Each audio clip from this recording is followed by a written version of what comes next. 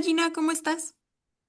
Hola Fer, muy bien, muchas gracias por otro episodio más del podcast. ¿Tú cómo estás? Bien, bien, aquí muriéndome un poco de calor, ando un poco fatigada, pero todo bien. Te entiendo, te entiendo.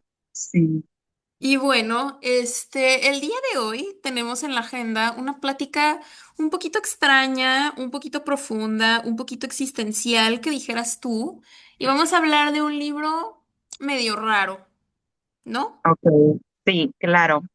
Hoy vamos a hablar sobre Nada de Jane Taylor y pues para los que no lo han leído, les explico un poquito sin spoilers de qué va. Pues es un libro en el que un grupito de niños de primero de secundaria, eh, pues uno de ellos toma como que esta actitud muy absurdista y nihilista frente a la vida y les empieza a decir a todo el resto del grupito que nada en la vida tiene significado. Y este grupito de niños, pues muy renuentes a dejar de ir el significado que tienen sus vidas, sus cosas que ellos quieren, sus afectos, pues se ponen de acuerdo para entre todos hacer una montaña de significado, o sea, cada quien va poniendo un objeto que tiene mucho significado para esta persona y así demostrarle a este chavito que anda con la actitud más desquacerada de la vida, Pierre Antón, que la vida sí tiene significado. Bueno, les prometemos que esto no es un spoiler, lo de la montaña de significado pasa en las primeras páginas del libro. Y tiene más sentido del que parece, ¿o no? Lo averiguaremos. Bueno, básicamente, una de las preguntas que nosotras nos estábamos haciendo después de leer este libro es cómo se le asigna significado a las cosas, a las palabras, a las ideas, y toda esta idea de la montaña del significado que nos plantea la novela, al menos a mí me remitió mucho a cómo Saussure conceptualizó el signo lingüístico y cómo lo dividió entre significado y significante, ¿no? Pensando en esta cuestión que el significante es, digámoslo, el contenedor de aquello que nos significa o aquello a lo que le asignamos cierto valor, ciertas características, ciertos rasgos, y el significado es aquello al que le asignamos, vaya. Entonces, esto es algo que nosotros hacemos todos los días cuando hablamos, cuando emitimos cualquier palabra, cuando escribimos lo que sea. Pero el montón de significado me lo recuerda mucho precisamente porque todos estos chavitos van eligiendo uno por uno un objeto tangible, un significante, digámoslo así, al que cada quien le asigna un significado tal vez un poco distinto al que el objeto podría tener por sí mismo o al que nosotros podríamos pensar que tiene. Entonces, no sé, a mí me recuerda mucho a esta idea de cómo asignamos significados. Sí, sí, sí, no, tienes toda la razón. A mí, además de lo que tú dijiste, me recuerda también un poquito como a este debate intelectual que tenían Camus y Sartre de el existencialismo versus el absurdismo. Bueno, ¿qué es el existencialismo? ¿Qué es el absurdismo? Así puesto como súper, súper sencillo, en palabras muy fáciles de digerir, pues el existencialismo plantea que si no hay significado inherente en algo, uno puede decidir construir el significado de las cosas y puede decidir qué tiene significado y qué no. El absurdismo, porque esa es como la postura que tienen los niños, ¿no? Al tratar de juntar todos estos objetos con significado para ellos. Por otra parte, el absurdismo plantea que nada tiene significado, nada tiene sentido, y si nada tiene sentido, tampoco tiene sentido buscarle dar significado o sentido a las cosas. Que es como la postura que mantiene Pierre Antón, que creo que, o sea, como hemos discutido a lo largo del semestre viendo la literatura infantil y juvenil, siento que la gente tiene a lo mejor esta idea errónea, en mi opinión, de que la literatura juvenil o infantil no puede plantearse como grandes dudas filosóficas o plantear este tipo de debates intelectuales, pero creo que en el en la obra de Nada de Jane Taylor. La verdad está muy bien planteado. Este, y bueno, aquí nos vamos un poquito a, no es spoiler, pero al final, cuando ya tienen como que juntos, digo, junto esta montaña de significado, pues algo que vimos en el libro es que el libro, en la búsqueda del significado atraviesa mucho emocionalmente a los personajes. Y luego yo me quedé preguntándome, bueno, ¿cómo esta lectura nos atraviesa emocionalmente a nosotras? En tu caso, ¿cómo fue, Fer?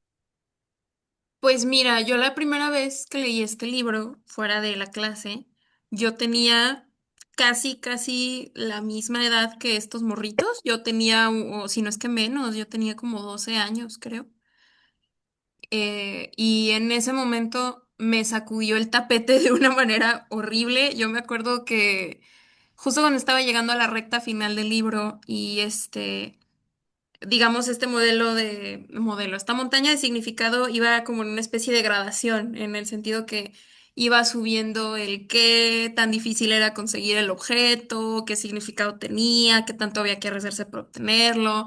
Entonces los morritos empiezan a hacer cosas cada vez más desquiciadas y Sí, yo como una niña de su edad de repente decía de, ay, no manches, ¿qué va a ser eso? ¿Qué va a ser eso?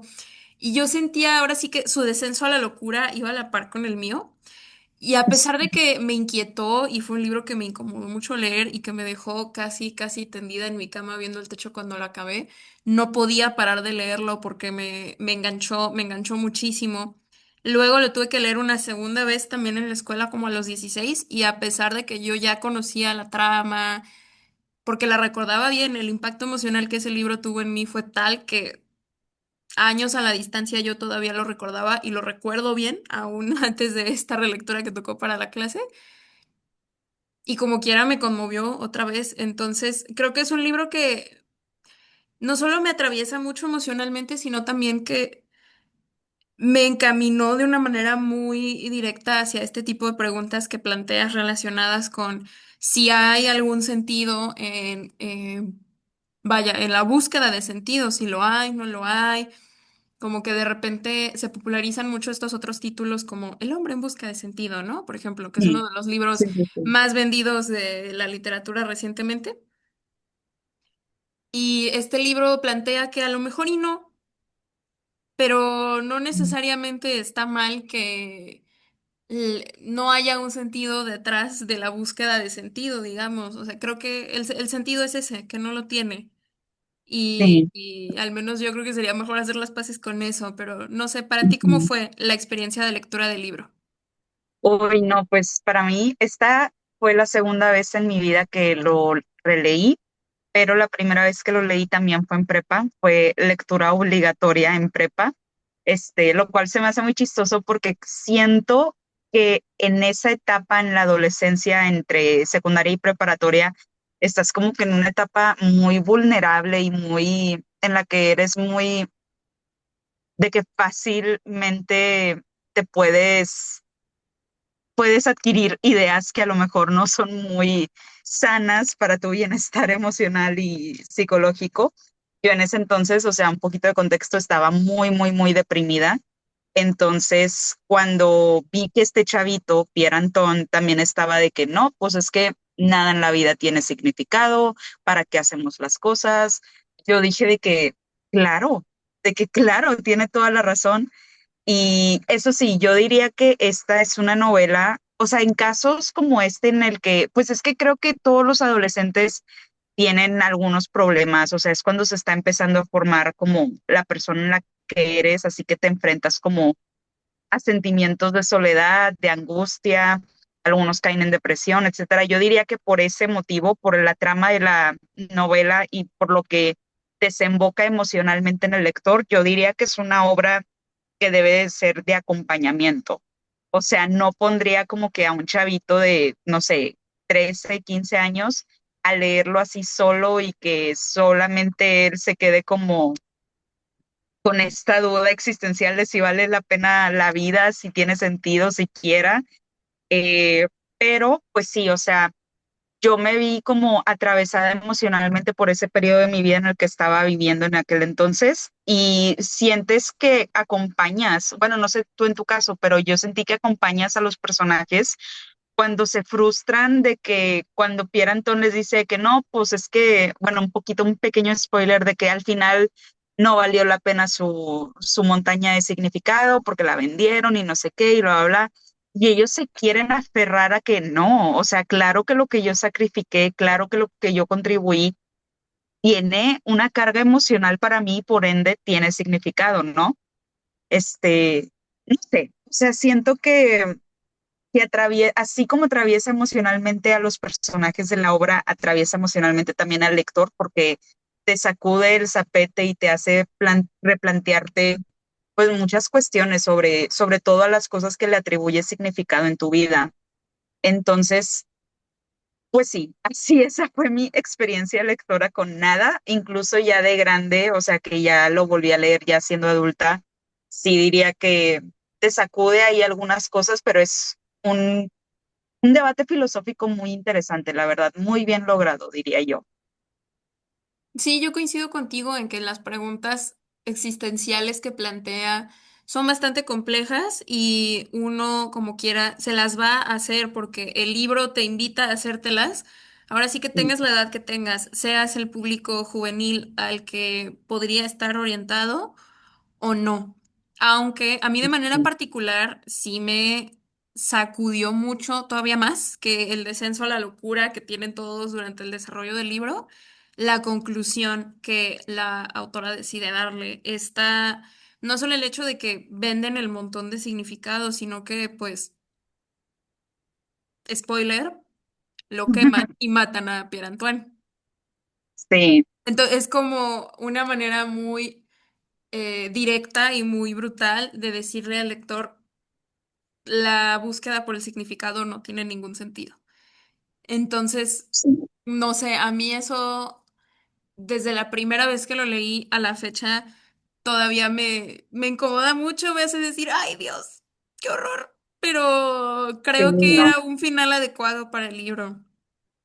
Sí, sí, totalmente. Sí, entiendo mucho lo incómodo que puede ser leer ese final y plantearte el significado en tu vida, pero pues de eso se trata la literatura, ¿no? De hacerte cuestionar cosas, replantearte cosas. Y sí, o sea, creo que es un libro muy, muy bien logrado, pero sí, definitivamente debe ser un libro de acompañamiento, al menos en las etapas antes de ser adulto. Sí, definitivamente no hagan lo que yo de leerlo a solas a los 12 porque se les atravesó y se les hizo interesante. No lo hagan. Si Sí, tienen personas a su alrededor de esas edades, acompáñenlos mientras lo leen. sí, sí, sí.